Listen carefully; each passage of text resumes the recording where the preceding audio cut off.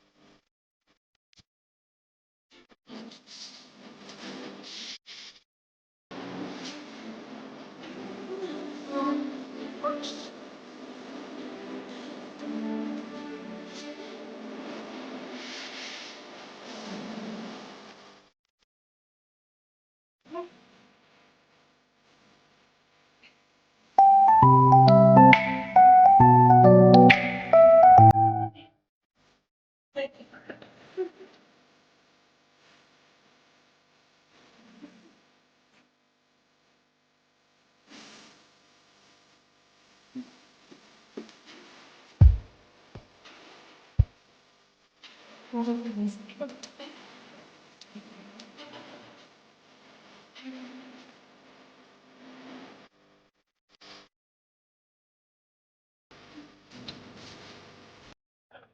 ayun mga langga dumaan na ako dyan at saka bumili ako ng t-shirt at saka ni Lewis kasi F1 ngayon hanggang Sunday F1 so ayun pauwi na ako mga langga ayun diba bye bye see you sa bahay.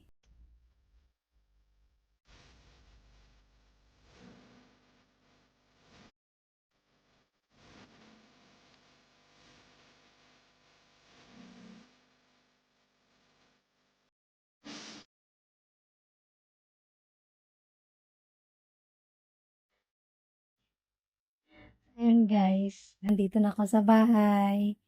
Ayun, itong binili ko. Ito lang nakayanan ng budget ko. Ano, bibili sana ako ng kanyang t-shirt. Kaso, na, mahal na. Tapos ang sombrero, hindi na nakayanan.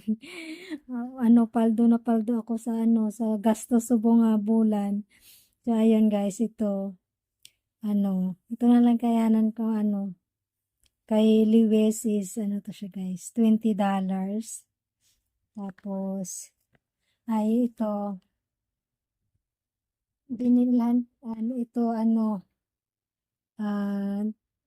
diba? Ito.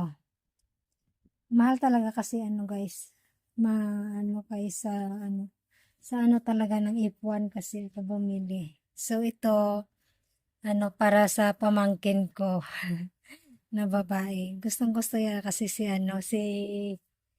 Norris McLaren ito. Diba? Maganda siya. Eh, diba? Maganda talaga kasi may ano pa siya. Ang ganda ng quality. Super ganda.